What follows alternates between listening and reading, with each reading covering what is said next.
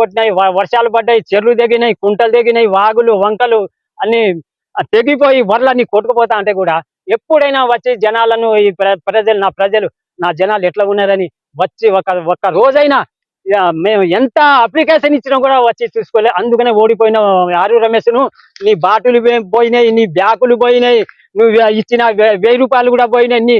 నీ గుణ తత్కారం చూసే జనాలు ఓట్లేయాలి. ఇప్పుడు కూడా నువ్వు అట్లే వెళ్ళిపోతావు. నేను కూడా ఇప్పుడు వాళ్ళు ఓట్లేరు. ఆరు రమేష్ నువ్వు ఎంత చేసినా నీకు అయితే మారేపల్లి సుధీర్ కుమార్ కు మాత్రం మేము కంపల్సరీ 30-40 వేల ఓట్లతో మేము మెజార్టీగా మేము గెలిపిస్తాం.